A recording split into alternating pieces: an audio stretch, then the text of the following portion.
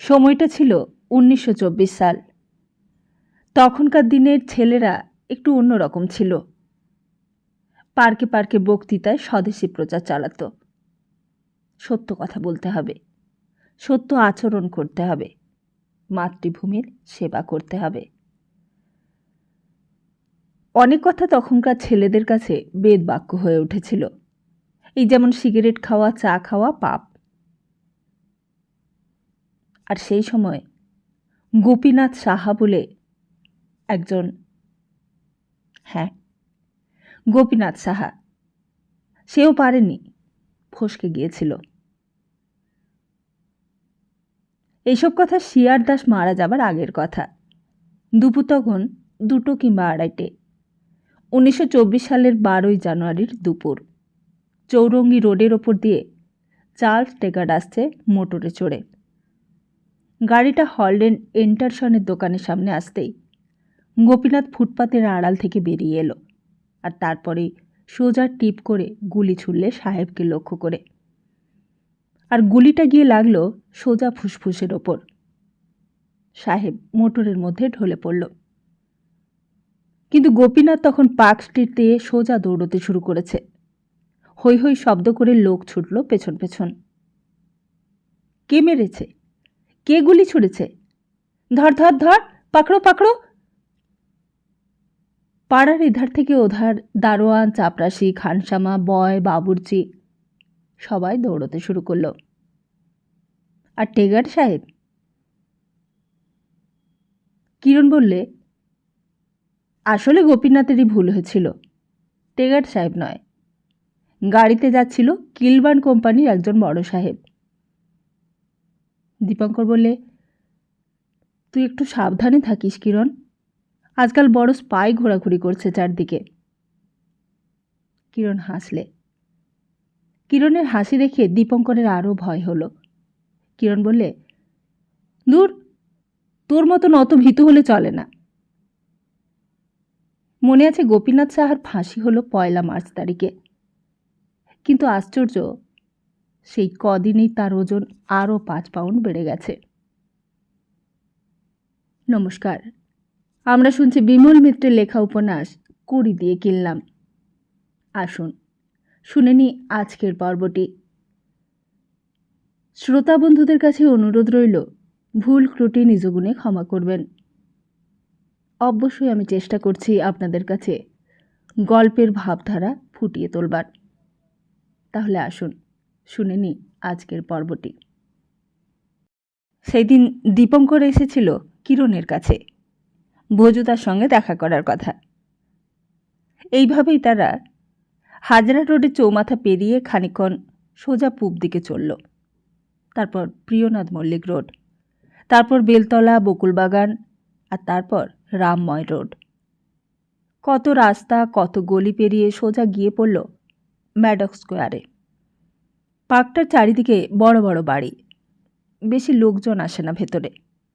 মাঝখানে পাম গাছের একটা গ্রোভ, ভেতরে অন্ধকারে কয়েকটা বেঞ্চি পাতা। কিরণ বললে, আয় এখানে বস। দীপঙ্কর বললে, ভজুদা কোথায় তোর? কিরণ বললে, এক্ষুনি আসবে। দীপঙ্কর আবার বললে, নেপাল থেকে কবে এলো রে ভজুদা? কিরণ বললে, নেপাল নয়, ভজুদা গিয়েছিল চাটগাঁয়ে। চাটগা? এই সময় চাটগাঁয়ে অত গণ্ডগোল চলছে, গুলি চলছে, এখন ওখানে কেন? কিরণ বললে, সব ব্যবস্থা শেষ করে তবে এলো আর কি। সূর্যদা তো পালিয়েছে, আর ভজুদা ওইখান থেকে চন্দননগরে ছিল, আজকেই সকালে কলকাতায় এসেছে। আস্তে আস্তে অন্ধকার হয়ে এলো চারদিক। 2-1টা করে সবগুলো আলো জ্বলে উঠল পার্কের ভেতর। আশেপাশের বাড়িতেও আলো জ্বলছে। দীপঙ্করের মনে হলো সমস্ত দেশের এই এক বিদ্রোহের মধ্যে দিয়ে তারও যেন কিছু একটা ভূমিকা আছে।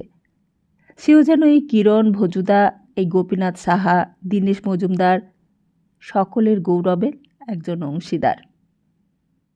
কোথায় কোন 7 সমুদ্র পারাপারের কোন বিদেশি শাসক এইখানে এই দীপঙ্করদের দেশের বুকে অত্যাচার চালাচ্ছে, তার প্রতিবাদ করবার শুভ সংকল্প যেন দীপঙ্করেরও আছে।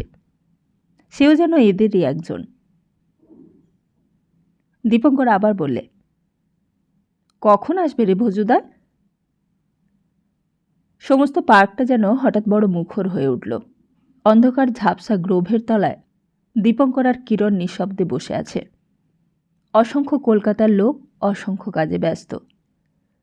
তারই মধ্যে আরও কত অসংখ্য লোক এমনি করে অন্ধকারের ছায়ার আড়ালে এমনি অটুট সংকল্প নিয়ে কাজ করে চলেছে কিরণদের মতো। বাড়িতে অভাব, বাবার অসুখ, মায়ের দুঃখ কিছুই গ্রাহ্য করে না তারা। দীপঙ্কর আবার বললে, বড় দেরি হয়ে যাচ্ছে কিরণ, কালকে আবার আমাকে সকাল 10:30টায় আপিসে যেতে হবে। আর একটু বস না, আপিস তো আর পালিয়ে যাচ্ছে না। দীপঙ্কর বললে, কিন্তু যদি কেউ দেখতে পায় আমাদের? দেখতে পেলে ধরবে। কিরণ অবলীলাক্রমেই কথাটা বলে বসল আর হাসল। দীপঙ্কর বললে, কিন্তু যদি ধরে জেলে পুরে ফাঁসি দিয়ে দেয়? তা তো দেবেই, ধরতে পারলেই তো ফাঁসি দিয়ে দেবে। অনেকগুলো খুন তো করেছি, ফাঁসির ভয় করলে চলে? দলে দলে আমাদের ফাঁসি হলে তবেই বেটারা ভয় পাবে। মনে আছে, কিরণের কথাগুলো শুনতে শুনতে দীপঙ্করের ভয় হচ্ছিল, আনন্দও হচ্ছিল। কেমন করে এত সাহস হলো কিরণের? কোথা থেকে এলো এই সাহস? এই কিরণই একদিন এই উৎসাহ নিয়ে পৈতে বিক্রি করেছে, এই উত্তেজনা নিয়ে মিটিং শুনতে গেছে। যেদিন ভূপেন বাড়ুজ্যকে গুলি মারলে তাদের চোখের সামনে, সেদিনও এই কিরণ আর সে দৌড়তে দৌড়তে বাড়ি এসেছে। তারপর আর ম্যাট্রিক দেওয়া হলো না। একটা পয়সা নেই পকেটে, খাওয়া নেই, নিদ্রা নেই, কেবলই লাইব্রেরি নিয়ে মেতেছে। আবার সেই কিরণই আজ এই ম্যাডেক্স স্কোয়ারে বসে ফাঁসির কথা হাসি মুখে বলে চলেছে। দীপঙ্কর বললে, বড় দেরি হয়ে গেল ভাই, আমি যাচ্ছিলাম সতীদের বাড়িতে খবরটা দিতে, এমন সময় তুই ডাকলি। কিসের খবর? দীপঙ্কর বললে, ওই চাকরির খবরটা তো কাকাবাবু কাকিমাকে দিতে হবে। মা বলেছিল কাকিমাকে প্রণাম করে আসতে। কিরণ বললে, দেখ, তুই ওদের বাড়ি আর যাসনি। কার কথা বলছিস? ওই তোর কাকাবাবু। লোকটাকে আমি প্রথমে ভালো ভেবেছিলাম, লাইব্রেরিতে মাসে মাসে 2 টাকা করে চাঁদা দিত। সত্যি, কাকাবাবু অনেক দিন ধরে চাঁদা দিয়ে এসেছেন। কিরণের সঙ্গে মিশতে বারণ করতেন বটে, কিন্তু চাঁদাও দিতেন। আর শুধু লাইব্রেরিতেই নয়, সব জায়গায়। পাড়ার সরস্বতী পুজো হবে, কোথায় মহিম হালদার স্ট্রিটের ছেলেরা সরস্বতী পুজো করবে, তার চাঁদাও কাকাবাবুর কাছে চাইতে আসত। শ্মশানকালী পুজো এখানকার বহুদিনের। শাহনগরের পাণ্ডারা বাড়ি বাড়ি আসত চাঁদা চাইতে। অঘোরদাদু চাঁদার নাম শুনলে হাঁকিয়ে দিত। দীপঙ্কর নিয়ে যেত তাদের কাকাবাবুর কাছে। 5 টাকা করে প্রতি বছর কাকাবাবু চাঁদা দিতেন। কিরণও আগে বলতো, তোর কাকাবাবুর লোকটা ভালো মায়েরি।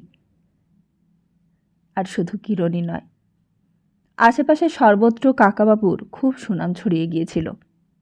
কাকাবাবুর কাছে গিয়ে কেউ ফিরে আসতো না। কাকাবাবু বলতেন, শেষে কম পড়লে আমার কাছ থেকে নিয়ে যেও তোমরা। কাকাবাবুর আপিস যাবার কোনো বাধা ধরার সময় ছিল না, তবুও বেশিরভাগ দিনই সকাল সকাল খেয়ে দিয়ে বেরিয়ে যেতেন। কোট প্যান্ট পরে পাথরপটি দিয়ে হাঁটতে হাঁটতে গিয়ে হাজরা রোডে ট্রাম ধরতেন। আবার কোনো কোনো দিন ঈশ্বর গাঙ্গুলি লেন, নেপাল ভট্টাচার্য স্ট্রিট দিয়ে ঘুরে পাথরপটি দিয়ে তারপর মন্দিরের পাশের গলি দিয়ে বেরোতেন। আর তারপর যখন সদানন্দ রোডটা হলো, তখন আরও সোজা হয়ে গেল রাস্তা। পাড়ার ছেলেরাও কাকাবাবু বলেই ডাকত। কাকাবাবু, কাকাবাবু। কাকাবাবু যেতে যেতে দাঁড়িয়ে যেতেন। ছেলেরা বলতো, আমাদের ফুটবল ক্লাবে চাঁদা দিতে হবে কাকাবাবু। চাঁদা? তা কোথায় বাড়ি তোমাদের? ছেলেরা বলতো, হালদার পাড়ায়। হালদার পাড়ায় থাকো, এত দূরে চাঁদা চাইতে এসেছো? ছেলেরা বলতো, আপনাকে দিতেই হবে কাকাবাবু, আপনি নেপাল ভট্টাচার্য লেনে ছেলেদের দিয়েছেন। বাড়িতে কাকিমা বলতেন, এখন তো তিনি অফিস থেকে আসেননি, এলে বলবো। কালীঘাটে সবাই জানতো এই বাড়িতে চাঁদা চাইতে এসে কেউ ফিরে যায় না। কাকাবাবুও বলতেন, ছেলেদের কাউকেই ফিরিয়ে দিও না, ওরা চাইলে 2-4 আনা যা চায় দিয়ে দিও। আর তারপর শুধু চাঁদা চাওয়াই নয়, শুধু চাঁদা দিয়ে সাহায্য করাও নয়, মাঠেও যেতে হবে, সেখানে খেলা হবে, গিয়ে দাঁড়াতে হবে মাঝে মাঝে, অন্তত ফাইনাল খেলার দিন দাঁড়াতে হবে। তিনি একটা মেডেল দেবেন, মোটা সোনার মেডেল কিংবা জার্মান সিলভারের কাপ। আর ছেলেরা খেলা শেষ করে সেই কাপ নিয়ে চিৎকার করতে করতে মিছিল করে যাবে। 3 cheers for Kalighat football club, hip hip hurray. Ishwar Ganguly লেনের ভেতর দিয়ে চিৎকার করতে করতে যাবে। 19-1 বিয়ে ঈশ্বর গাঙ্গুলি লেনের সামনে একবার এসে দাঁড়াবে। আর ছেলেদের চিৎকার শুনে কাকাবাবু বেরিয়ে আসবেন, কাকিমাও বেরিয়ে আসবেন, সতীও বেরিয়ে আসবে। আর লক্ষ্মীদি যখন ছিল তখন লক্ষ্মীদিও বেরিয়ে আসতো। ছেলেরা মেয়েদের দেখে আরও জোরে জোরে চিৎকার করত, যেন আরও উত্তেজিত হয়ে উঠত। লক্ষ্মী সতী 2 বোনকে দেখে তাদের বীরত্ব যেন গলার জোরে ফেটে বাইরে বেরিয়ে আসতে চাইত। আর তারপর ছিল দুর্ভিক্ষ। দুর্ভিক্ষের সময়, বন্যার সময় দল বেঁধে হারমোনিয়াম গলায় ঝুলিয়ে কোরাস গান গাইতে গাইতে একদল আসত। ওপর থেকে লক্ষ্মীদি আর সতী ঝুঁকে পড়ে দেখত। কাকাবাবু রঘুর হাত দিয়ে চাঁদা পাঠিয়ে দিতেন। ছেঁড়া কাপড় কিংবা চাল তাও পাঠানো হতো। দীপঙ্কর দেখত ভিড়টা একটু বেশি হতো তাদের বাড়ির সামনে। কাকাবাবুরা আসবার আগে তেমন ভিড় হতো না বিশেষ, কিন্তু লক্ষ্মীদিরা আসবার পর থেকেই চাঁদা আদায়ের হিড়িকটা যেন বেড়ে গিয়েছিল। প্রথম প্রথম দীপঙ্কর কিছুই বুঝতে পারত না, পরে ব্যাপারটা বুঝলে। আর তারপর থেকে প্রায়ই লোকে জিজ্ঞেস করত, তোদের বাড়িতে কারা এসেছে রে? পাড়ার মোড়ে কিংবা পাড়ার রোয়াকে বসে কেউ কেউ আবার গান জুড়ে দিত, বাঁধনা তো তড়িখানি আমার ইয়ে নদীকূলে, কিংবা কালা তোর তরে কদম তলায় বাজায় বাঁশি। আঙুরবালার নতুন রেকর্ড বেরিয়েছে তখন, সেই সব গান। কাকিমা বলতেন, ওসব দিকে তোমরা আবার কান দিও না যেন লক্ষ্মী। কিন্তু লক্ষ্মীদির সামনে কিংবা সতীর সামনে কিছু বলবার কারো সাহস ছিল না। তারা জুতো পায়ে গটগট করতে করতে গিয়ে বাসে উঠত। ঈশ্বর গাঙ্গুলি লেনের পক্ষে যেন বড় বেশি নির্ভীক, বড় বেশি অসামাজিক এটা। কাকাবাবু বলতেন, ওই রকম সব পাড়াতেই থাকে, নিজেরা ঠিক থাকলেই হলো। কাকিমা বলতেন, তুমি তো সারাদিনই বাইরে বাইরে থাকো, পরের মেয়ে নিয়ে আমার যে কি ভয় করে। কাকাবাবু বলতেন, যেই পাড়াতেই যাবে সেখানেই করবে। কিন্তু তবুও কাকাবাবু পাড়ার লোকেদের, পাড়ার ছেলেদের কিছুই বলতেন না। চাঁদা দিতেন হাসি মুখে, ফুটবল খেলার কাপ দিতেন, শিল্ড দিতেন, আবার মাঠে তাদের খেলা দেখতেও যেতেন। সেই কাকাবাবু সম্বন্ধে কিরণ যখন বিরূপ মন্তব্য করলে তখন দীপঙ্করের যেন ভালো লাগলো না। দীপঙ্কর বললে, জানিস কিরণ, আমার সেই লক্ষ্মীদিকে মনে আছে তোর? সেই যে বাড়ি থেকে পালিয়ে গেছে রে। কিরণ একটু অন্যমনস্ক ছিল। কথাটা শুনে কিছুক্ষণ পরে বললে, কি বললি তুই? লক্ষ্মীদি বাড়ি থেকে লুকিয়ে লুকিয়ে পালিয়ে গিয়েছে, পালিয়ে গিয়ে বিয়ে করেছে একজনকে। কিরণ বলে, তা তো যাবেই। কেন? কিরণ বললে, ওর ছোট বোনটাও পালিয়ে যাবে, দেখিস। দেখবি বাপ মা ভাই বোন কারোর সঙ্গে আর সম্পর্ক থাকবে না। কেউ কাউকে বিশ্বাস করছে না, যে কেউ কাউকেই ভালোবাসছে না। ভালো না বাসলে ঘর সংসার তো ভাঙবেই। এই দেখ না, আমিও বাবা মাকে আর ভালোবাসি না, আমিও বাড়ি ছেড়ে দিয়েছি। দীপঙ্কর জিজ্ঞেস করলে, কিন্তু এতদিন তো ছিল, এতদিন তো সবই ঠিক ছিল। কিরণ বলে, ওই ইংরেজদের জন্যই এসব ভেঙে যাচ্ছে। মেয়েরা বাড়ি থেকে পালিয়ে যাবে, বাপ ছেলেকে তাড়িয়ে দেবে বাড়ি থেকে, বউ স্বামীকে বিষ খাইয়ে খুন করবে, এইসব আরও বাড়বে। এইসব ইংরেজরা না গেলে আরও খুন জখম হবে, পালিয়ে যাওয়া আরও বাড়বে। এই তো সবে শুরু। ওই যখন ইংরেজদের তাড়িয়ে দেব তখন দেখবি সব ভালো হয়ে যাবে, আবার সেই সত্য যুগ ফিরে আসবে। আমরা সত্য যুগ আবার ফিরিয়ে আনব। দীপঙ্কর বললে, কিন্তু তা হোক, সতী সেই রকম নয়। সতী যাবে না দেখিস। সতীকে তুই জানিস না। সতীর খুব ভগবানে বিশ্বাস আছে। সতী কখনো বাবাকে না বলে কোথাও যাবে না। বাবাকে সতী খুব ভালোবাসে। কিন্তু যখন বিয়ে হবে? দীপঙ্কর বললে, বিয়ে হলে সতী স্বামীকে খুব সেবা যত্ন করবে। কিরণ বললে, তা তুইও কি এখনো দিনরাত ওই ওদের কথাই ভাবিস নাকি? তোর কি আর কোনো ভাবনা নেই? তোর কি একবারও ভাবনা হয় না কি করে দেশ স্বাধীন করা যায়, কি করে ইংরেজদের তাড়ানো যায়? কেন মিছে মিছে মেয়েদের কথা ভাবিস বলতো? কী লাভ হয় এতে? ওই ভাবনা একবার ঢুকলে কিন্তু মাথা থেকে আর দূর করতে পারবি না। দীপঙ্কর কেমন যেন লজ্জায় পড়ল একটু। কিরণ আবার বলতে লাগলো, তোকে এত বই পড়তে দিলুম, এত লেখাপড়া করবার পরও তোর এইসব বাজে চিন্তা মাথায় ঢুকেছে? তুই কি রে? দীপঙ্কর বললে, না বেশি ভাবি না তো। বেশি ভাবিস না কি রে? তখন থেকে তো দেখা হওয়ার সঙ্গে সঙ্গে তুই কেবল ওই মেয়েদের কথাই বলছিস। না, এবার আর ভাববার সময় পাবো না। এবার তো সকাল 10:30টায় আপিসে যাব, তারপর সন্ধেবেলা বাড়ি আসবো, কখন ভাববো? আর তাছাড়া লক্ষ্মীদি তো চলেই গেছে, সতীও মঙ্গলবার চলে যাচ্ছে। কোথায় চলে যাচ্ছে? দীপঙ্কর বললে, বর্মায়, ওর বাবার কাছে। চলে যাওয়াই ভালো, জানিস, যত শিগগির চলে যায় তত ভালো। আমারও ভাবতে আর ভালো লাগে না ওইসব। আর তাছাড়া আমাদের তো খেটে খেতে হবে বল। আমরা গরিব লোক, ওদের মতন তো বড় লোক নই। ওদের কথা ভাবলে আমাদের চলবে কেন?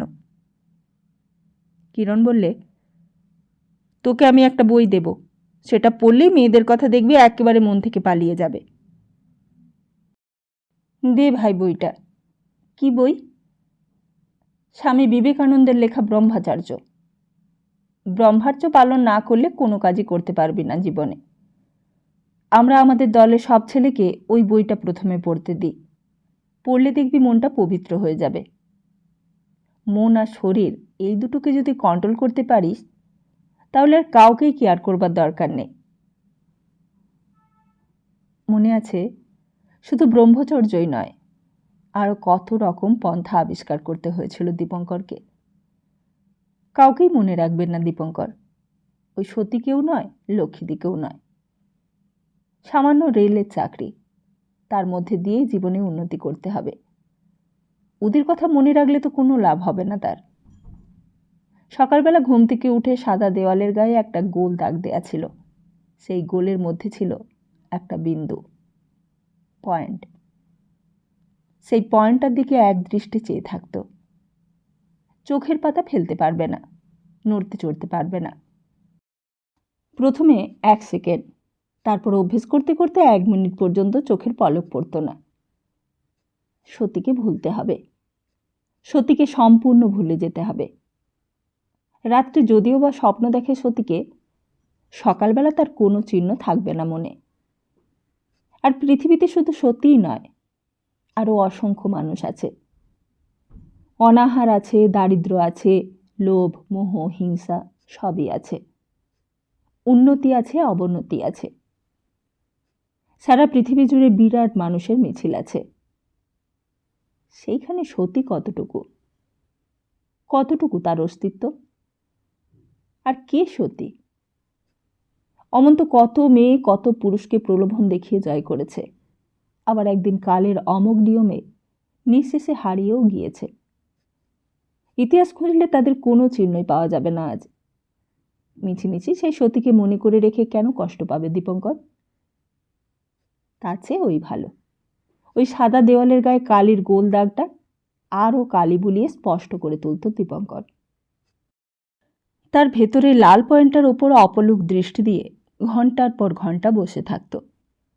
যখন সবাই ঘুমিয়ে পড়ত, যখন সবাই চুপ হয়ে যেত, যখন মাও বিন্তিদির কাছে গিয়ে শুত, তখন একলা ঘরে সেই বিন্দুটার দিকে চেয়ে চেয়ে নিজের মনটাকে দৃঢ় করতে চেষ্টা করত দীপঙ্কর।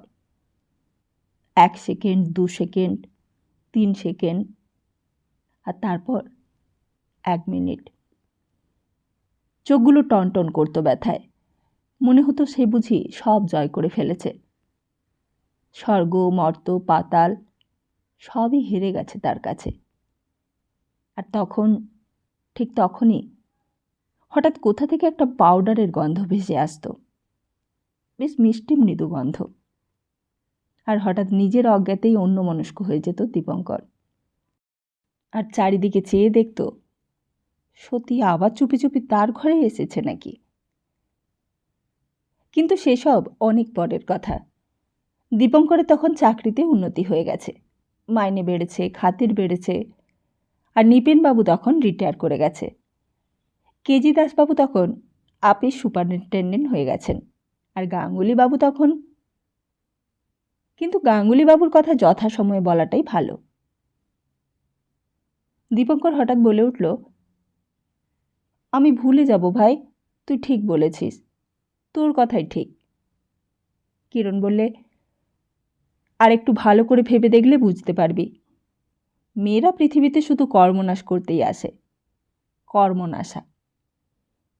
দীপঙ্কর বললে, ঠিক বলেছিস, কাল রাত থেকে কেবলই আমি ওদের কথা ভাবছি। আপিসে গিয়েও ভেবেছি, ট্রামে উঠেও ভেবেছি, এইবার আর ভাবব না। কিরণ বললে, চুপ কর, ওই যে ভোজুদা আসছে। দীপঙ্করের সমস্ত শরীরটা যেন থরথর করে কেঁপে উঠল। পার্কের পূব দিকের ছোট ফটকটা দিয়ে সাদা জামা কাপড় পরা কে যেন ভেতরে ঢুকল। ঢুকেই হনহন করে তাদের দিকে আসছে। অন্ধকারের মধ্যে চেহারাটা ভালো করে দেখা যায় না, কিন্তু দীপঙ্করের মনে হলো এই সামান্য একটা মানুষ, এই মানুষটার জন্য সারা দেশে এত কাণ্ড হচ্ছে। এই মানুষটার জন্যই দুর্দান্ত টেগার সাহেব এত জাল পেতেছে চারিদিকে। এই সামান্য মানুষটার জন্যই এই সেদিন চট্টগ্রামে এত বড় কাণ্ড ঘটে গেল। সেই 1930 সালের 18 এপ্রিল আয়ারল্যান্ডের বিদ্রোহ ঘোষণার বিখ্যাত দিনটাকে বেছে নিয়ে এই মানুষটাই চট্টগ্রামের জালালাবাদে আগুন জ্বালিয়ে দিয়েছিল। এই লোকটাই সেই। ওইদিকে সুভাষ বোস আর কিরণ শঙ্কর রায়ের তখন জেল হয়েছে। 1930 সাল থেকে 26শে জানুয়ারিকে স্বাধীনতা দিবস বলে ঘোষণা করা হয়েছে লাহোর কংগ্রেসে। আর সঙ্গে সঙ্গেই ভগৎ সিংয়ের মামলাও চলছে। দিল্লির পার্লামেন্ট হাউসের ভেতর বোমা ফেলেছিল ভগৎ সিং আর বটুকেশ্বর দত্ত। যেই ট্রেনে সাইমন কমিশন আসার কথা, সেই ট্রেনটায় ডিনামাইট দিয়ে উড়িয়ে দেবার চেষ্টা করা হয়েছিল। পাঞ্জাব ন্যাশনাল ব্যাঙ্কও লুট হয়ে গেছে। যতীন দাস 64 দিন ধরে জেলের মধ্যে উপোস করে মারা গেছে। আর এইদিকে মহাত্মা গান্ধী নিজে গেছেন ডান্ডি মার্চে। 1930 সালের মার্চ। বেআইনি নুন তৈরি করতে গিয়ে ইংরেজরা তাদের জেলে পুরেছে। চারিদিকে উত্তেজনা, কত ইতিহাস গড়া চলেছে। আর ঠিক সেই সময় বাঙালি ছেলেরা দল বেঁধে মিলিটারি পোশাক পরে জালালাবাদের আরমারিতে হুড়মুড় করে ঢুকে পড়ল একদিন। সমস্ত ভারতবর্ষের লোক শুনে হতবাক হয়ে গেল। ব্রিটিশ রাজত্বের একটা এলাকা 20 শতাব্দীর 3য় দশকে বাঙালিরা একেবারে পুরোপুরি দখল করে নিয়েছে। সমস্ত ঘটনাগুলো ভাবতেই তখন রোমাঞ্চ হতো। দীপঙ্কর বেঞ্চের ওপর স্থির হয়ে বসে রইল। একেবারে নড়বার ক্ষমতাও যেন নেই। মনে হলো এইবার যেন তার এতদিনের বাসনা পূর্ণ হবে। সেই চট্টগ্রাম, সেই ডালহৌসি স্কোয়ার, সেই লাহোর, সেই বেতিয়া, সব জায়গার সব মানুষগুলো যেন তাকে ডাকছে। সামান্য একটা স্বপ্ন, সামান্য একটু পাউডারের গন্ধ, সামান্য একটা চাকরি, সামান্য ৬,০০০ টাকাই নয়। এবার আরও বেশি কিছু নিতে হবে, এইবার আরও বেশি কিছু দিতেও হবে। মার কথা ভেবে বিষণ্ণ হলে চলবে না, লক্ষ্মীদের কথা ভেবে দুঃখ পেলে চলবে না, সতীর কথা ভেবে স্বপ্ন দেখলে চলবে না। দীপঙ্করেরও একটা দায়িত্ব আছে, দীপঙ্করেরও একটা কর্তব্য আছে। কিরণ হঠাৎই উঠে দাঁড়ালো, চুপি চুপি বললে, কি হলো? যে এসেছিল সে একবার দীপঙ্করের দিকে দেখে নিলে। বেশ সাদাসিধে শার্ট পরা চেহারা, এতক্ষণে স্পষ্ট দেখা গেল চেহারাটা। খুব তাড়াতাড়ি যেন এসেছে বলে মনে হলো, একেবারে দৌড়তে দৌড়তে। কিরণ বললে, ভজুদা এলো না? লোকটা কিরণকে আড়ালে ডেকে নিয়ে কি যেন বললে। দীপঙ্কর কান পেতেও কিছুই শুনতে পেলে না। ফিসফিস করে কথা বলতে লাগলো দুইজনে। তারপর লোকটা আবার হনহন করে যে দিক দিয়ে এসেছিল সেই দিক দিয়ে চলে গেল। কিরণ কাছে এসে বললে, চল চল দীপু। দীপঙ্কর দাঁড়িয়ে উঠল, বললে, ভজুদা আসবে না? কিরণ বললে, না, এখানে আসতে পারবে না, সিআইডি লেগেছে পেছনে, টের পেয়ে গেছে ওরা। চল, তোকে আমি পৌঁছে দিয়ে আসি। কিরণ অনেকক্ষণ কোনো কথাই বললে না। এইবার আর সেই এক পদ নয়, অন্য একটা ঘোরপথ দিয়ে আবার বাড়ির দিকে চলেছে। একটা জায়গায় বেশ অন্ধকার মতন। কিরণ হঠাৎই চারদিকটা দেখে নিলে, তারপর বললে, এবার তুই বাড়ি যা দীপু। তুই যাবি না? না, আমার একটা অন্য কাজ আছে। কিরণ চলেই যাচ্ছিল, দীপঙ্কর চুপ করে দাঁড়িয়েছিল। হঠাৎই ডাকলে, কিরণ, শুনে যা। এই বলে দীপঙ্কর নিজেই এগিয়ে গেল কিরণের কাছে, বললে, তুই ঠিক বলেছিস কিরণ, আমি আর ওইসব ভাবব না, জানিস। কিরণ বললে, তা বেশ তো, ভালো কথা তো। হ্যাঁ, তুই সেই ব্রহ্মচার্য বইটা দিস, আর দেখ, আর একটা দিন শুধু যাব সতীর কাছে, বুঝলি? ওই একটা কাজের কথা শুধু বলেই চলে আসব, একটা দিন। তারপরে তো সতী চলেই যাচ্ছে, তখন আর কে কাকে মনে রাখবে, কি বল? কিরণ সেই কথার কোনো উত্তর না দিয়ে চলে গেল। দীপঙ্কর দাঁড়িয়ে দাঁড়িয়ে দেখলে কিরণের চেহারাটা বেলতলা রোডের অন্ধকার গাছের ছায়ার মধ্যে মিলিয়ে গেল। কিরণের কাছে যেন বড় ছোট বলে মনে হলো নিজেকে। কিরণ কত কাজ করছে, কত কাজের মানুষ, আর সে কেবলই চাকরির ঘানিতে ঘুরবে সারা জীবন, সকাল 10টা থেকে বিকেল সন্ধে পর্যন্ত। কেজি দাসবাবু, গাঙ্গুলিবাবু আর নিপেনবাবুর মতো সমস্ত জীবনটা, সমস্ত পরাময়টা অপচয় করবে রেলের আপিসে। জার্নাল সেকশনে চিন্তা করতে করতে সকালবেলা তার সূর্য উঠবে আর সন্ধেবেলা ডুববে। কিন্তু পৃথিবী আরও অনেক দূরে এগিয়ে যাবে, পৃথিবীর সমস্ত লোক এগিয়ে যাবে। দীপঙ্করকে অতিক্রম করেই সবাই এগিয়ে যাবে, আর দীপঙ্কর তার লক্ষ্যকে কেটে ছেটে ছোট করেছে বলে সকলের পেছনে পড়ে থাকবে,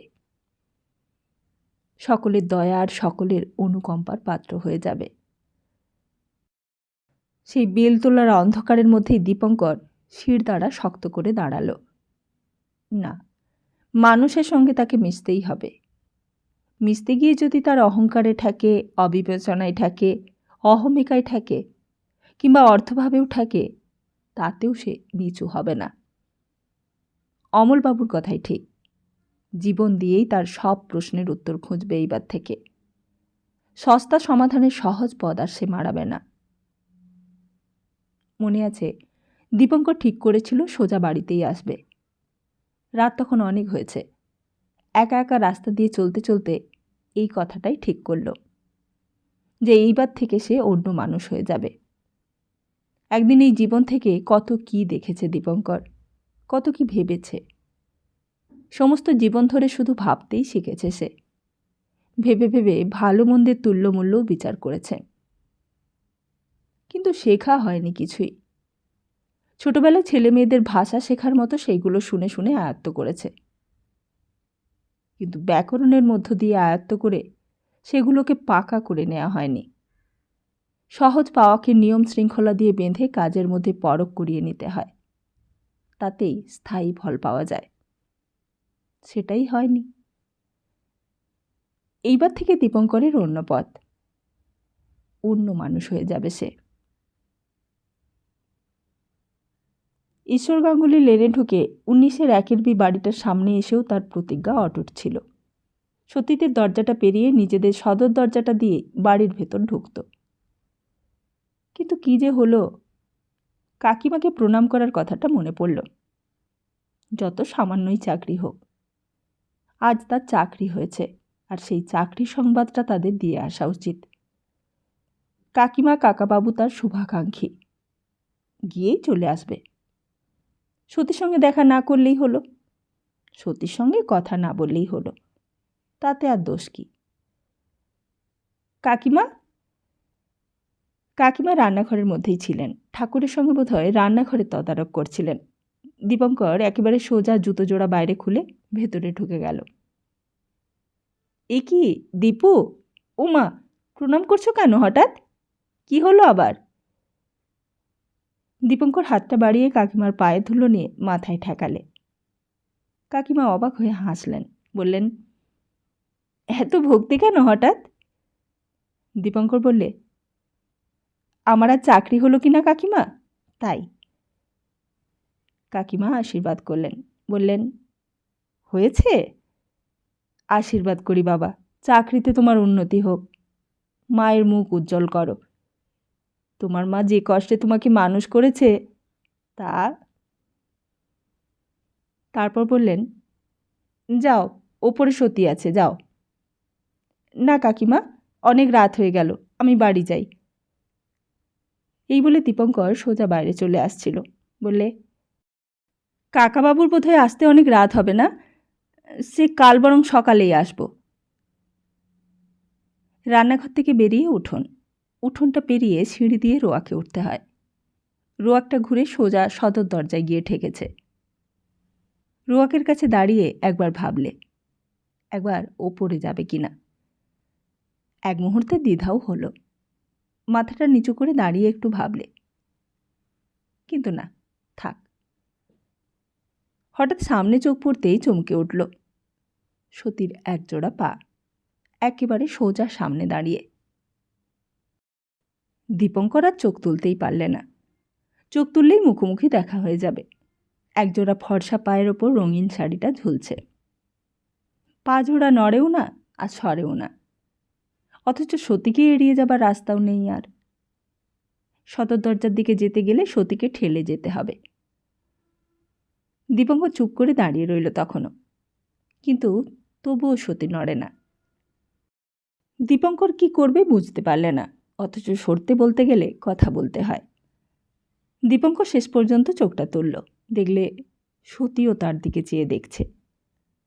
সঙ্গে সঙ্গে দীপঙ্কর চোখটা নামিয়ে নিলে। তেমনি করে দাঁড়িয়ে রইল আরও কিছুক্ষণ। তারপর এক সময় দীপঙ্কর হঠাৎ আবার মুখ তুললে, বললে, সরে যাও। বারে।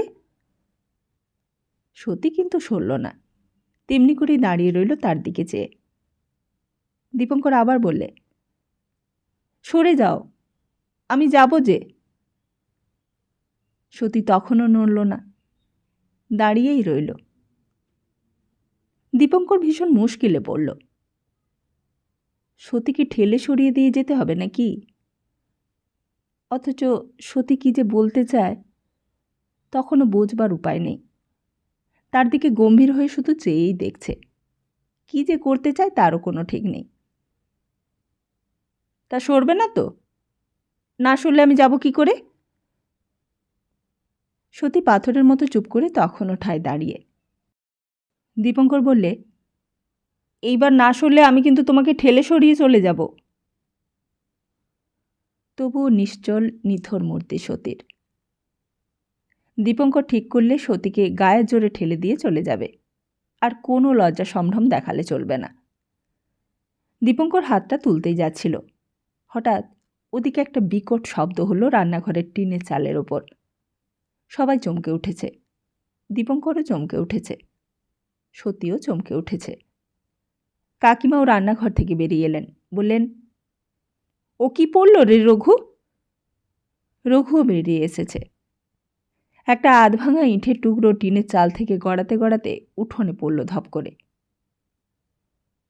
ইঁটকে ফেললে? আর সঙ্গে সঙ্গে আরেকটা ইঁট।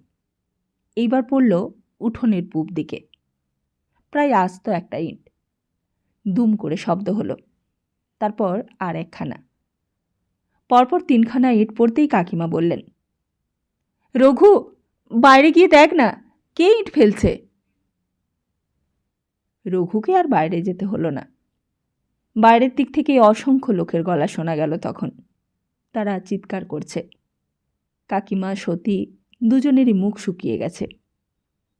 রঘু সদর দরজা বন্ধ করতে যাচ্ছিল, আর তার আগেই সবাই ভেতরে ঢুকে পড়েছে। একজন, দুজন, ঢুকতে ঢুকতে 60, 70, 100 জন ঢুকে পড়ল বাড়ির ভেতর। আরও অনেক লোক তখন যেন বাইরে গোলমাল করছে। সামনের কয়েকজন লোক একেবারে মুখোমুখি এগিয়ে গেল। রঘু বললে, কি চান আপনারা? বাবু বাড়ি নেই। দীপঙ্কর যেন চিনতে পারলে কয়েকজনকে।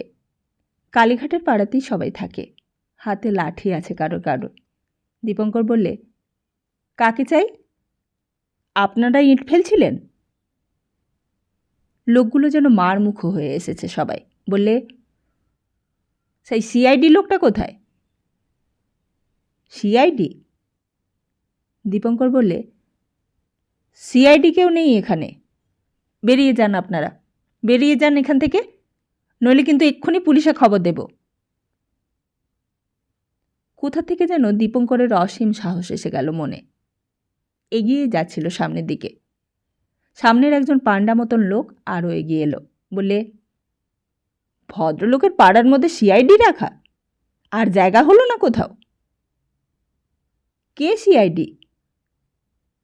দীপঙ্করও সমান গলার জোরে উত্তর দিলে। সামনের লোকটা লাঠিটা ঠুকে এগিয়ে এসে বললে, আপনি কে? আপনি কে শুনি? আপনি এই বাড়ির কে? পেছন থেকে কে একজন বললে, ওরে, ও পাশের বাড়ির লোক, অঘর ভট্টাচার্যের বাড়িতে থাকে। বাকি লোকগুলো তখন হৈ হৈ করে উঠেছে। একজন বললে, বন্দে মাতারম। আর তুমুল চিৎকার উঠল সমস্বরে, বন্দে মাতারম। আর সঙ্গে সঙ্গে সেই এক পৈশাচিক কাণ্ড শুরু হলো। পেছনে যত লোক সব ঢুকে পড়ল উঠোনের মধ্যে। বাড়ির উঠোনে, সিঁড়িতে, রোয়াকে সর্বত্রই গুন্ডাদের দল ছেয়ে ফেললে। রঘু যত বলে বাবু বাড়ি নেই, সে কথায় কেউ কান দেয় না। কেউ কেউ আবার ঘরের মধ্যেও ঢুকে পড়তে চায়। সিঁড়ি দিয়ে দোতলার উপর উঠে পড়ল কয়েকজন। কাকিমা থরথর করে কাঁপতে লাগলেন এক কোণে দাঁড়িয়ে। আপনারা কি চান? দেখছেন না ভদ্রলোকের বাড়ি? ভদ্রলোক না ছাই, সিআইডি, সিআইডি, সিআইডি এসেছে কালীঘাটের মধ্যে। বাঘের ঘোরে ঘোগের বাসা। দীপঙ্কর তবুও বুঝতে পারলে না। বললে, কে সিআইডি? কার কথা বলছেন আপনারা? কোথায় সিআইডি? ওরে, বন্দুক আছে বাড়িতে, বন্দুক ছুড়বে, সাবধান। যে লোকটা লাঠি হাতে সামনে এগিয়ে এসেছিল, সে হঠাৎ বন্দুকের নাম শুনে লাঠিটা ঘোরাতে লাগলো। একেবারে দীপঙ্করের মুখের সামনে এগিয়ে গেল। সতীর দেওয়ালের এক কোণ ঘেঁষে দাঁড়িয়েছিল। লোকটা সেই দিকে এগিয়ে যাচ্ছিল। দীপঙ্কর সামনের দিকে যেতেই সতী তার হাতটা ধরে টেনে ধরলে। দীপু, সরে এসো। বন্দে মাতারম, বন্দে মাতারম। তুমুল শব্দে সমস্ত বাড়িটা গমগম করে উঠল। দীপঙ্কর বললে, আপনারা কালীঘাটের ছেলে হয়ে কালীঘাটের বদনাম করছেন? লজ্জা করে না আপনাদের? লজ্জা? লোকটা তাকে যেন আঘাত করবার জন্য লাঠিটা উঁচিয়ে ধরল। দীপঙ্করের মনে হলো যেন লাঠিটা সোজা সতীর মাথার উপর পড়বে। দীপঙ্কর হুঙ্কার করে উঠল, খবরদার! কিন্তু ঠিক সেই সময় দীপঙ্কর সামলে নিয়েছে। লাঠিটা পড়বার আগেই দীপঙ্কর এক লাফে সতীকে জড়িয়ে ধরে লাঠির আঘাত থেকে বাঁচিয়ে দিয়েছে। আর লাঠিটা এসে পড়েছে দীপঙ্করের পিঠে।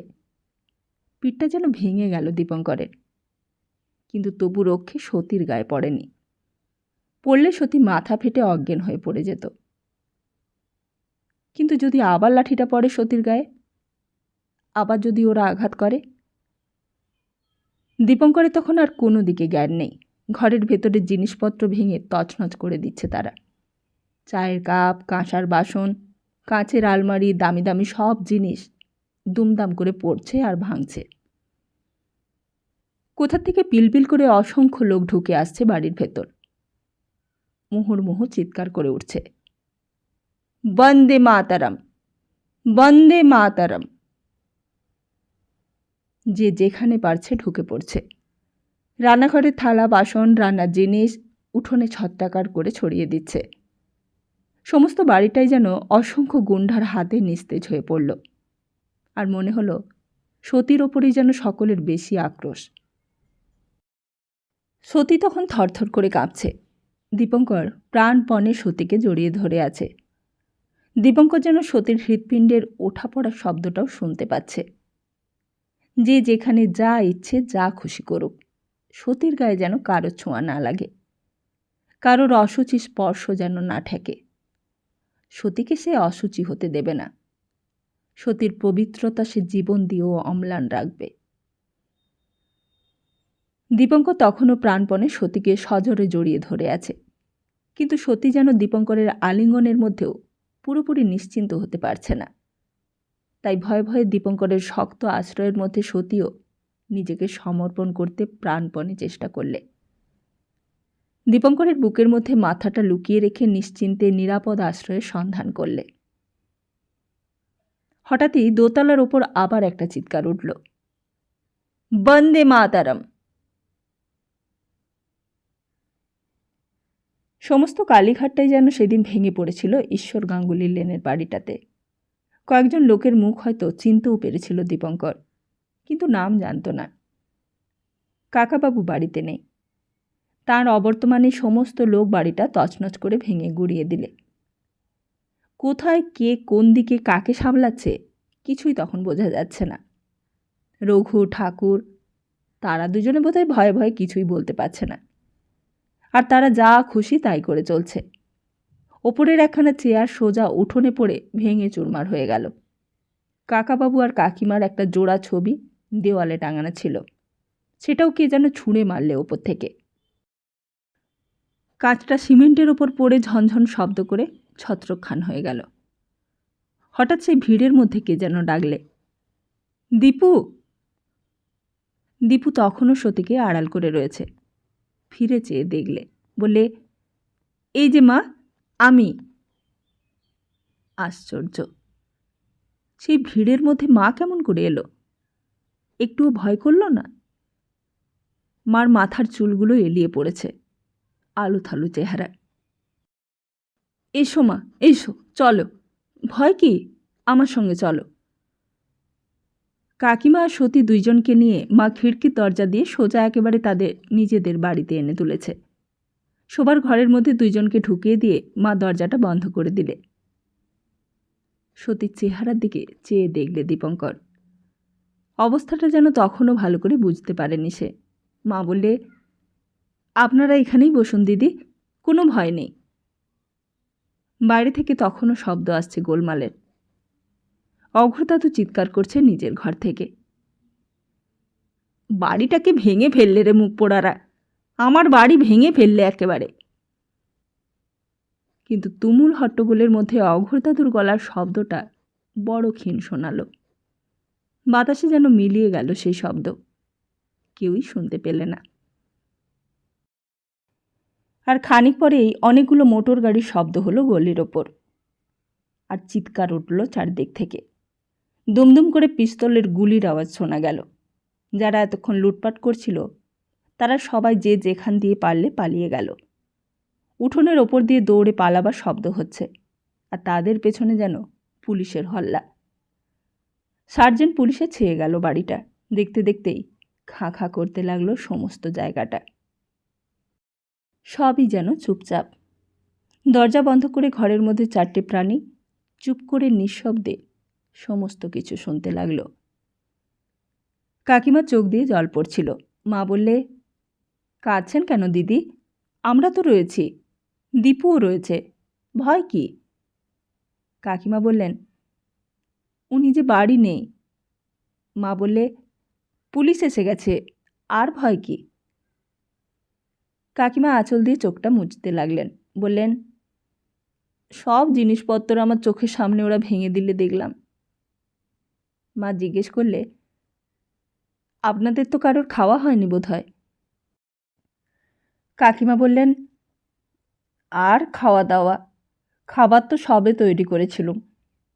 মা বললে, আমাদেরও কারো খাওয়া হয়নি দিদি, ওই দীপুর জন্য বসেছিলুম আমি। এমন সময় সেই রাতটা যে কোথা দিয়ে কেমন করে কাটল দীপঙ্করের মনে আছে। সেই রাত্রে সে স্তম্ভিত হয়েছিল অনেকক্ষণ ধরে। অনেকক্ষণ তার ভাবনা চিন্তা যেন জট পাকিয়ে গিয়েছিল। সকাল বিকেলের সমস্ত সংকল্পের সৌধ যেন হঠাৎ দিয়ে এক মুহূর্তে ধূলিসাৎ হয়ে গিয়েছিল তার। এতদিন যেন সে অন্ধের মতন পৃথিবীর সম্বন্ধে একটা ভুল ধারণা করে এসেছে। এতদিন পর বোঝা গেল কেন সেই দিন কাকাবাবু কিরণের সঙ্গে মিশতে বারণ করেছিলেন, কেন কাকাবাবুর ঘরে দূরবীন থাকত, কেন পাড়া ছেলেদের চাঁদা দিয়ে সন্তুষ্ট রাখতেন, কেন এত জায়গা থাকতে তাদের ঈশ্বর গাঙ্গুলি লেনের বাড়িতে এসে ঘর ভাড়া নিয়েছিলেন, কেন সময়ে অসময়ে নানা জাতীয় নানা পোশাকে দেখা যেত কাকাবাবুকে। এতদিন সত্যিই যেন দীপঙ্করের একটা চোখ অন্ধ ছিল। পৃথিবীকে এক চোখে দেখার ফলই বোধহয় এই। মানুষকে তবে কি দিয়ে বিচার করবে দীপঙ্কর? কেমন করে বিচার করবে সংসারকে? তবে কি মানুষকে সে এতদিন 2 চোখ দিয়ে দেখেনি? মানুষের বিচার করেছে কি শুধুই স্বার্থ দিয়ে, সংস্কার দিয়ে? তাইতেই তার এই ভুল। মানুষ তো কত রকম আছে। পরিবারের মানুষ আছে, প্রয়োজনের মানুষ আছে, অজ্ঞাত পরিচয়ও মানুষ আছে। মানুষের সেই পরিচয়টা কি তবে মিথ্যে? কেন তবে এতদিন কেউ জানায়নি তাকে খবরটা? কেন এতদিন বিশ্বাস করে এসেছিল দীপঙ্কর? বিশ্বাস করে ভালোবেসেছিল সবাইকে। ভালোবেসেছিল কাকাবাবুকে, ভালোবেসেছিল কাকিমাকে, লক্ষ্মীদিকে, এমনকি সতীকেও। দীপঙ্করের মনে হলো ওদের সবাইকে ভালোবেসে যেন নিজের অগোচরেই এতদিন একটা মহা লোকসান বুকের মধ্যে বয়ে বেরিয়েছে, যেই লোকসানের আর কোনো খেসারত নেই কোথাও। কেন ওরা বলেনি এতদিন? কেন তবে এতদিন কেউ জানায়নি খবরটা? চারিদিকেই যখন পুলিশে পুলিশে ছেয়ে গেছে বাড়িটা, যখন কয়েকজনকে ধরে ফেলেছে পুলিশে, কয়েকজন গুলির আঘাতে মরেছে, চোট খেয়েছে, তখনও দীপঙ্করের মন থেকে ভাবনাটা দূর করতে পারছে না। অনেক রাত্রে কাকাবাবু এলেন। পাড়ার কোনো লোক ভয়ে এগোয়নি এদিকে। কাকিমা আর সতী পুলিশের হেফাজতে বেরিয়ে এলো ঘর থেকে। কাকাবাবুর মুখখানার দিকে চেয়ে দেখলে দীপঙ্কর। এই কি সংসারের মানুষ? এই কি প্রয়োজনের মানুষ? স্বার্থের মানুষের চেহারা? কিরণরা তো এদের জন্যই বাড়িঘর সংসার ত্যাগ করে লুকিয়ে লুকিয়ে মৃত্যুর সাধনা করতে শুরু করেছে। কিরণরা তো এদের বিরুদ্ধেই প্রাণ দিতে সংকল্প করেছে। ঘেন্নায় সমস্ত বুকখানা ছি করে উঠল দীপঙ্করের। রাত তখন অনেক। মা নিজে খাওয়ালে কাকিমাকে, সতীকেও খাওয়ালে, সঙ্গে দীপুও খাচ্ছিল, কিন্তু গলা দিয়ে কিছুই যেন তার নাম ছিল না। সমস্ত কালীঘাট নিশুতি।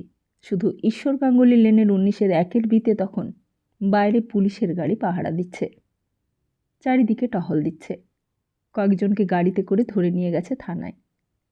কয়েকটা কুকুর তখনও শুধু ফাঁকা চিৎকার করছে রাস্তায়।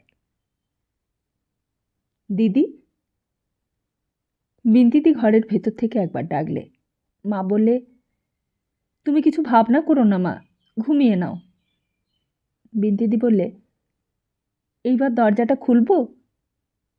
না না, দরজা খুলো না, খাওয়া দাওয়া হয়ে গেছে, তুমি এখন নিশ্চিন্তে ঘুমাও এবার।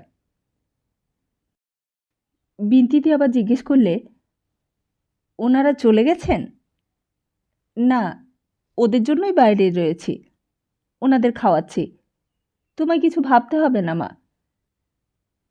বিন্তিদি আবার ডাকলে, দিদি একবার শোনো না আমার কাছে। মা কাছে গেল, জানালার বাইরে দাঁড়িয়ে জিজ্ঞেস করলে, কি বলছো মা? বিন্তিদি গলাটা নিচু করে বললে, ডাকাতেরা চলে গেছে? হ্যাঁ, তুমি ঘুমিয়ে নাও, আর কথা বলো না, অনেক রাত হয়েছে, শুয়ে পড়ো এবার। সমস্তক্ষণ কাকিমাও একটা কথা বলেননি, সতীও একটা কথা বলেনি, দীপঙ্করও একটা কথা বলেনি। অনেক রাত্রে যখন রঘু এসে ডেকে নিয়ে গেল, পুলিশ এসে পাহারা দিয়ে দুইজনকে আবার বাড়ি নিয়ে গেল, তখনও কিছু কথা বলেনি কেউ। বাড়িতে আলোও জ্বলল না, দরজা জানালা ভেঙেছে, আসবাবপত্র ভেঙেছে, বাসন কোসন সব ভেঙেছে। আলমারিতে ট্রাঙ্কে যা কিছু ছিল সবই তছনছ করে ফেলে দিয়েছে, লুটপাট করেছে। ওদিকে হালদারপাড়া আর পশ্চিমে পাথরপট্টি, দক্ষিণে শাহনগর আর পূব দিকে হাজি কাশিমের বাগান, সমস্ত এলাকায় শোরগোল উঠে গেছে। সমস্ত অঞ্চলের অধিবাসীরা যে যার বাড়ির মধ্যে দরজায় খিল বন্ধ করে প্রহর গুনছে। মা? রাত্রের নিস্তব্ধতা ভেঙে দীপঙ্করের গলাটা কেঁপে উঠল হঠাৎ। কিরে দীপু, কাকাবাবু পুলিশের সিআইডি তুমি জানতে? এতদিন ধরে ওরা এই বাড়িতে আছে, এতদিন ওদের ওখানে যাচ্ছি, লক্ষ্মী সতী ওরা কেউ একদিনও বলেনি কাউকে। ভদ্রলোকের পাড়ার মধ্যে সিআইডিদের কেউ জেনে শুনে বাড়ি ভাড়া দেয়? তুমি বলো তো। শোনার পর থেকে আমার খুব খারাপ লাগছে জানো মা। এত বড় আশ্চর্য ঘটনা, অথচ কেউই আমাদের বললে না, আমরা জানতেই পারলুম না। মা বললে, চুপ কর। চুপ করবো কেন? আমি সকালবেলাতেই বলবো কাকাবাবুকে। এ তো আমাদের ঠকানো, আমরা জানি না বলে আমাদের ভালো মানুষ পেয়ে ঠকিয়েছেন আপনারা। আমরা যদি জানতুম ওদের সঙ্গে কি মিশতুম ভেবেছ? তোর অত কথার দরকার কি শুনি? ওরা পুলিশের লোক হোক আর যাই হোক, সেই নিয়ে তোর অত মাথা ঘামাবার কি দরকার? ওসব নিয়ে যেন আবার কিছু বলতে যেও না তুমি। অনেক কষ্টে তোমার চাকরি হয়েছে, শেষকালে ওই নিয়ে যদি মাথা ঘামাও তাহলে চাকরি নিয়ে টানাটানি পড়ে যাবে, খুব সাবধান। তারপর যথারীতি সকাল হলো। রোজকার মতো চুনমুনি উঠে সদর দরজা খুলে উঠোন ঝাড় দিয়েছে, গোবর ছড়া দিয়েছে। বাড়ির উঠোনে গত রাত্রের ইট পাটকেল জমা হয়েছিল, জঞ্জাল জমেছিল বাড়ির চারদিকে, যেন ছোটোখাটো একটা যুদ্ধ হয়েছে উঠোনে। জানালার ভাঙা কাঁচ, আলমারির পাল্লা, চেয়ারের পায়া সর্বত্র ছড়ানো। অঘোরদাদু ভোর না হতেই গালাগালি দিতে শুরু করেছে। বিন্তিদি অনেক বেলা করে দরজা খুলেছে। সমস্ত ঈশ্বর গাঙ্গুলি লেনটারি যেন ছন্নছাড়া মূর্তি। ভোরবেলায় বাজারে যেতে হয়েছে দীপঙ্করকে। এদিকটায় লোকজন কম। নেপাল ভট্টাচার্য লেনের মোড়ে যেতেই ছোট ছোট জটলা জমেছে জায়গায় জায়গায়। সবাই জিজ্ঞেস করলে, কাল কি হয়েছিল ভাই তোমাদের বাড়িতে? কেউ কেউ আবার বললে, অঘোর ভট্টাচার্য শেষকালে সিআইডি ভাড়াটে বসালে। পাথরপটিতেও তার দিকে দু একজন আঙুল দিয়ে দেখালে, এক একজন ডাকলে, আপনাদের বাড়িতে রাত্রে কি হয়েছিল মশাই? মধুসূদনের রোয়াকে সেদিন কারোর কোনো চিহ্ন নেই। সবাই চুপি চুপি কথা বলছে, সবাই ফিস ফিস করে আড্ডা দিচ্ছে। রাস্তায়, রোয়াকে, দোকানে, বাজারে সর্বত্রই ওই একই আলোচনা। এক রাত্রের ঘটনায় রাতারাতি 19-এর 1-এর বাড়িটা বিখ্যাত হয়ে উঠেছে। বাজারে থলি নিয়ে আসবার পথে ওই একই আলোচনা। সবাই আজ তার দিকে নজর দিয়ে দেখছে। সেও যেন বাড়িটার সঙ্গে রাতারাতি বিখ্যাত হয়ে পড়েছে। সেও যেন সকলের আলোচনার বিষয়বস্তু হয়ে উঠেছে রাতারাতি। বাড়ির কাছে আসতেই আবার সেই নির্জনতা। শুধু কয়েকটা লাল পাগড়ি পুলিশ বাড়ির সদর দরজার সামনে পাহারা দিচ্ছে লাঠি হাতে। কাল রাত্রিরে সেই যে পুলিশ এসে ঘাঁটি করেছে, তারপর আর নড়েনি তারা। বাজারে গিয়ে শোনা গেল নাকি পুলিশ এসে 50 জনকে ধরে নিয়ে গেছে, হাসপাতালে পাঠিয়েছে 10 জনকে। একজনের অবস্থা নাকি মরমর। আজকে আর কাকাবাবুদের বাড়ির ভেতরে ঢোকা যাবে না। ঢুকতে গেলেই পুলিশে বাধা দেবে। পুলিশের অনুমতি নিতে হবে, তবে ঢুকতে পারবে। দীপঙ্কর পাশের দরজা দিয়ে নিজের বাড়িতেই ঢুকে পড়ল। ভাত খেতে বসেও দীপঙ্কর একবার দোতলার দিকে চাইলে, আর জানালা দরজা সব কিছু বন্ধ, সব নিস্তব্ধ।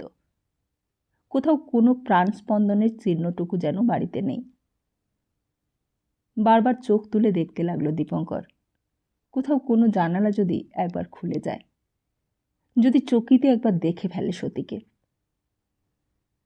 সমস্তটা যেন গোলমাল হয়ে গেল দীপঙ্করের।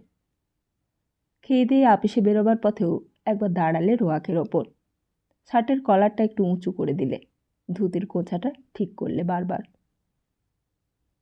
কি রে, দাঁড়িয়ে আছিস কেন? দেরি হয়ে গেল যে, আপিসে যা। মার কথাতে যেন সম্বিত ফিরে এলো। 9টা বেজেছে। মা সকাল সকালই ভাত দিয়ে দিয়েছে। এখনো 1.5 ঘন্টা হাতে, এখনো অনেক সময় আছে। মারই যেন যত বেশি তাড়া তার আপিসের জন্য। মারই যেন ঘুম হচ্ছে না। দীপঙ্কর বললে, এই তো যাচ্ছি মা, এখনো অনেক সময় আছে। মা বললে, তা একটু সময় থাকাই ভালো, নতুন চাকরি, ঠিক সময়েই যাও। দীপঙ্কর আরেকবার ঘরে গেল। পেন্সিল কলমটা হয়তো নিতে ভুলে গিয়েছিল। আরেকবার প্রণাম করলে ঠাকুরকে, তারপর আবার এসে বারান্দায় দাঁড়ালো। মা তখনও রান্নাঘরে ঢুকে গেছে। বিন্তিদি মার কাছে দাঁড়িয়ে আছে দরজায় হেলান দিয়ে। আমড়া গাছটার ভেতরে একটা ডালে সেই কাকটার দিকে হঠাৎ নজর পড়ল দীপঙ্করের। অনেক দিন দেখেনি ওটাকে, এতদিন ভুলেই গিয়েছিল। সেই জোড়াটা মারা যাবার পর থেকে ওখানে এসে একাই বসত। দীপঙ্কর একদিন লক্ষ্মীদির দেওয়া চকলেট দিয়েছিল ওকে। গপ গপ করে কাকটা সব চকলেটগুলো খেয়ে ফেলেছিল সেই দিন। আবার এতদিন পর সব মনে পড়ল। সেই লক্ষ্মীদি আর নেই, সেই লক্ষ্মীদিও আর সেই লক্ষ্মীদি নেই। কত বিপদের মধ্যে দিন কাটছে লক্ষ্মীদির। খেতে পাচ্ছে না, ভয়ে ভয়ে একলা দরজা বন্ধ ঘরে জ্বর বাঁধিয়ে ফেলেছে সেই লক্ষ্মীদি।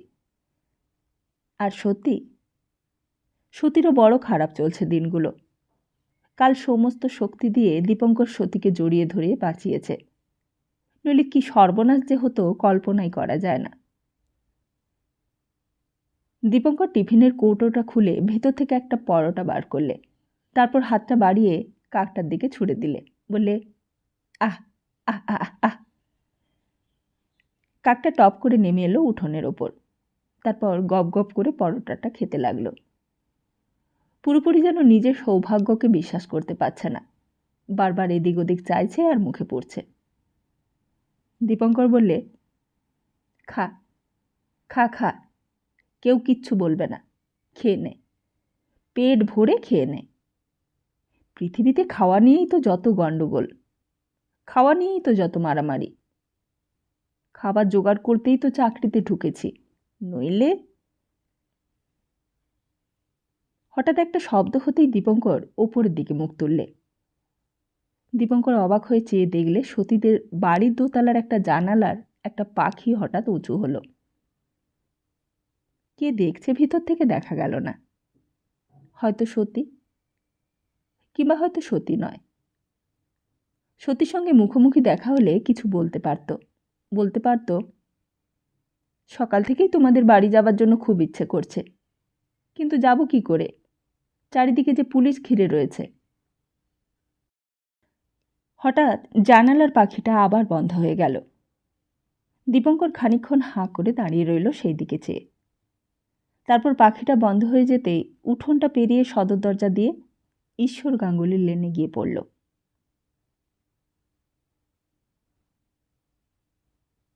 তাহলে আজকের মতো এখানেই শেষ করছি। খুব তাড়াতাড়ি আসছি আগামী পর্বটি নিয়ে। ততদিন ভালো থাকুন, সুস্থ থাকুন আর সবাইকে ভালো রাখুন। নমস্কার।